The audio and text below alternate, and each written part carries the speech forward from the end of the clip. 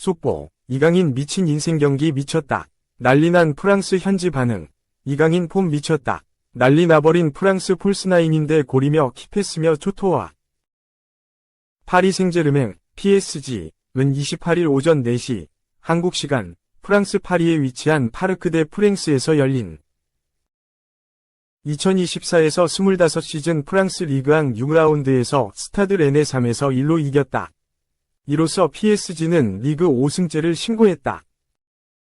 그동안 윙어와 중앙 미드필더로 주로 출전했던 이강인은 이번 렌전 새로운 임무를 부여받았다. 바로 가짜 9번이었다. 최전방 공격수 위치로 출전하지만 하는 역할은 최전방 공격수에 국한되지 않고 폭넓게 움직이면서 동료들에게 찬스를 만들어주며 때에 따라 득점까지 도맡는 임무다.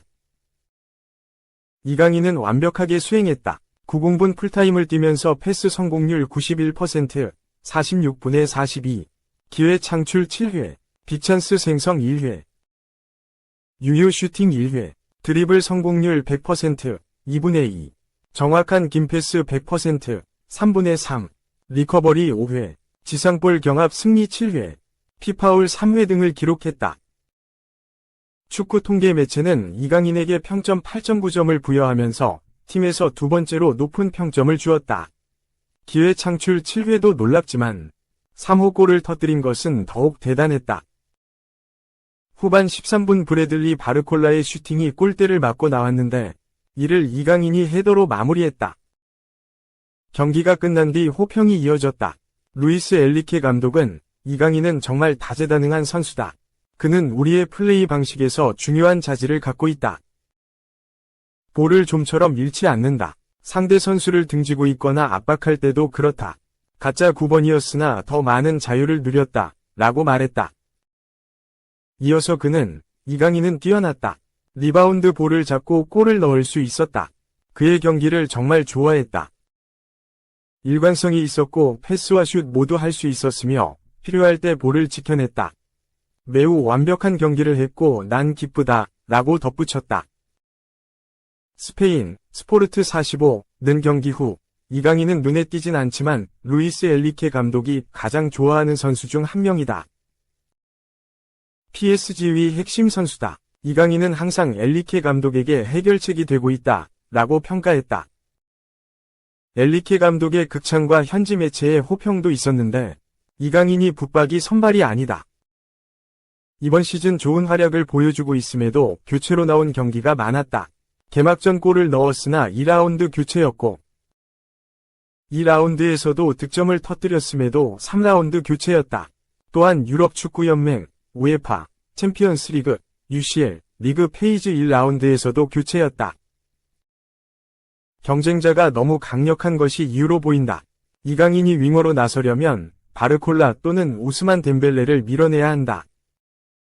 하지만 현재 덴벨레는 4골 3도움, 바르콜라는 6골이다. 3골을 넣은 이강인도 대단하지만 덴벨레와 바르콜라의 활약도 무시할 수 없다. 이강인, 가짜 9번, 합격 오른쪽 화살표 주전 기회 잡았다. 프랑스 매체, 신뢰할 수 있는 옵션, 아스널전 선발로 뛰나. 대한민국, 골든보이 이강인, 23 파리 생제르맹, 이 주전 자리를 차지할 기회를 잡았다. 펄스9, 가짜 9번, 포지션에서 합격점을 받아 새로운 옵션으로 떠올랐다. 이강인의 소속팀 파리 생제르맹, PSG는 내달 2일, 한국 시간, 잉글랜드 런던의 에미레이츠 스티디움에서 2024-2025 유럽 챔피언스 리그, UCL, 아스널, 잉글랜드과 맞대결을 펼친다. 이강인이 아스널전 선발로 나설지 관심이 쏠린다. 올 시즌 이강인은 벤치에서 경기를 시작할 때도 많았으나 지난 28일 리그 6라운드 스타드 렌전에서 분위기를 바꿔놓았다. 현재 PSG는 주전 멤버 마르코 아센시오, 곤살로 하무스 등이 부상을 당했는데 루이스 엘리케 PSG 감독은 이강인을 최전방 공격수에 배치하는 가짜 9번 전술을 사용했다. 이강인은 만점 활약을 펼쳤다. 후반 13분 다이빙 헤더로 득점을 올려 시즌 3호 골을 터뜨렸고 슈팅 3개와 패스 성공률 91%, 키패스 7회 등을 올리며 팀의 3에서 1승리를 이끌었다. 축구 통계 사이트 후스코어드.com은 이강인에게 9.04라는 높은 평점을 매겼다. 경기 후 엔리케 감독은 이강인은 다재다능한 선수다. 놀라운 능력을 갖췄다. 압박을 받았는데도 공을 잃지 않았다. 이강인은 가짜 9번으로 나섰으나 자유롭게 뛰어다녔다. 이강인은 영리한 공격수처럼 리바운드된 공을 잡아 골을 넣었다. 멋진 경기였고 이강인은 패스와 슈팅 능력을 갖췄다. 고 칭찬했다.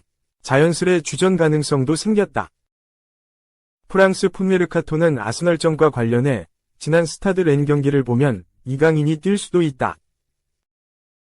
기술적으로 훌륭한 이강인은 좋은 모습을 보였고 엔리케 감독에게 신뢰할 수 있는 옵션이라는 확신을 심어줬다고 설명했다. 또 다른 프랑스 매체 르파리지앵도 이강인은 다가오는 아스널전에서의 잠재적인 공격 옵션이라고 주장했다. 르 십스포르트 역시 엔리케 감독은 가짜 9번 전술을 선호하는 경향이 있다며 그동안 아센시오가 이 역할을 맡았다. 지난 스타드 렌전에서는 이강인이 이를 수행했다. 이강인은 골로 믿음에 보답했다. 이는 진짜 스트라이커 곤살로 하무스에게 문제가 될 것으로 보인다고 전했다. 하무스는 부상에서 곧 회복할 것으로 알려졌지만 컨디션이 정상일지는 미지수다. 이강인의 출전 가능성이 높다. 게다가 이강인은 UCL에서 강했다. 지난 시즌 AC 밀란, 이탈리아를 상대로 골을 넣은 기억이 있고 올 시즌에도 활약을 이어갔다. PSG는 지난 19일에 열린 지로나, 스페인과 UCL 1차전에서 1에서 0 신승을 거뒀다. 당시 이강인은 후반 늦은 시간 교체 출전했으나 키패스 3회, 패스 성공률 100%를 기록해 좋은 평가를 받았다. 3. 저는 3개월 만에 아스널을 떠나고 싶었습니다. 힘들었습니다. 불행했습니다. 돈은 필요 없었습니다. 아스널에서 악몽과 같은 시간을 보낸 선수가 있다. 그는 윌리안이다. 브라질 대표팀 출신 윙어로 2013년 첼시로 이적하면서 전성기가 열렸다. 2020년까지 첼시에서 활약하며 339경기에 출전해 63골을 넣었다.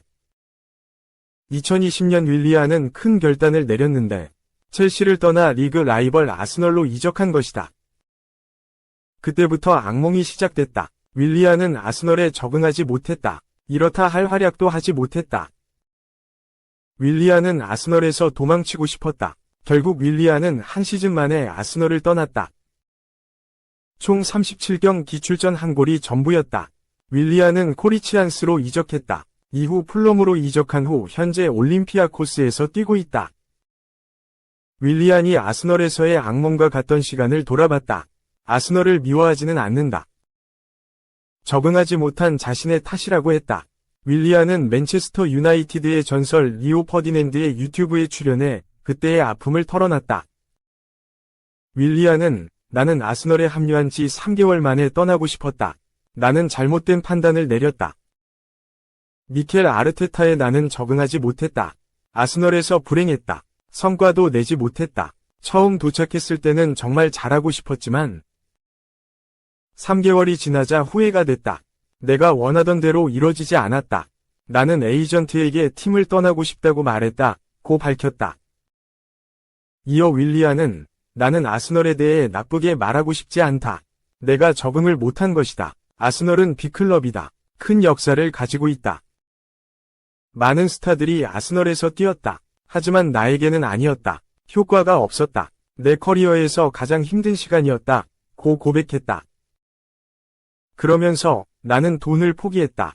아스널을 떠나는 건 돈을 포기한다는 것을 의미했다. 때로는 돈이 인생에서 가장 중요한 것은 아니다. 나는 행복하고 싶었다. 매일 아침에 일어나 훈련장에 가는 즐거움을 얻어야 한다고 생각했다. 나는 아스널에서 그런 즐거움을 누리지 못했다. 나는 가족에게 아스널에서 불행하다고 말했다. 떠나고 싶다고 말했다. 가족도 동의했다. 내가 아스널에 머물면 내 커리어도 그대로 멈출 것 같았다. 돈 때문에 남고 싶지 않았다고 강조했다. 전성기를 누린 첼시를 떠난 것도 아쉬웠다. 윌리안은 나는 첼시에 남기를 원했다. 하지만 나는 3년 계약을 원했고 첼시는 2년을 요구했다. 그때 아르테타와 대화를 나눴다. 그는 나에게 좋은 프로젝트를 보여줬다. 나는 끝까지 첼시에 남기를 원했고 결정하기 어려웠다. 결국 아스널로 합류하기로 결정했다. 고 설명했다. 4. 토트넘 보고 있나? 리버풀. 선 한살령 월드클래스 주장과 3년 재계약 체결한다. 협상 준비 완료. 이적시장 전문가 니콜로 스키라는 28일 현지 시간 자신의 사회관계망 서비스 SNS를 통해 리버풀이 내년 여름 만료되는 반 다이크와 계약을 연장하기 위해 협상을 시작할 준비가 됐다고 밝혔다. 이어 반 다이크는 2027년까지 3년 재계약을 체결하길 바라며 리버풀 운영진의 연락을 기다리고 있다고 전했다. 흐로닝언, 셀틱, 사우샘프턴을 거쳐 2018년 1월 리버풀 유니폼을 입은 반 다이크는 21세기를 대표하는 세계 최고의 수비수다. 소위 말하는 예능 축구로 불리던 리버풀 수비진을 순식간에 철옹성으로 탈바꿈시켰고 6년여 동안 8개의 우승 트로피를 들어 올리며 팀의 전성기를 함께했다. 하이라이트는 2019년이었다. 축구사 최고의 센터백으로 불리는 프란츠 베켄바워를 소환할 정도로 경악스러운 퍼포먼스를 보여준 반 다이크는 발롱도르 2위를 기록하며 리오넬 메시, 인터 마이애미를 위협했다. 당시 알리송 베케르, 모하메드 살라, 사디오 마네, 알 나스르 등 팀 동료와 득표가 갈리지 않았다면 파비오 칸나바로 이후 최초로 발롱도르를 수상한 수비수가 될 수 있었다. 2020년 조던 픽포드, 에버턴, 위 무리한 태클로 십자인대 파열이라는 큰 부상을 겪은 반 다이크는 좌절하지 않았다. 성공적인 재활급 그라운드에 돌아왔고 예전과 같은 경기력을 유지하며 여전히 큰 보탬이 되고 있다. 지난해 여름 기존 주장단 조던 핸더슨, 아약스과 제임스 밀러, 브라이튼 앤 호브 알비온가 떠나면서 주장 완장을 물려받기도 했다. 아르네 슬롯 감독이 새롭게 지휘봉을 잡은 현 시점 반 다이크의 계약 기간은 어느덧 마지막 1년에 접어들었다.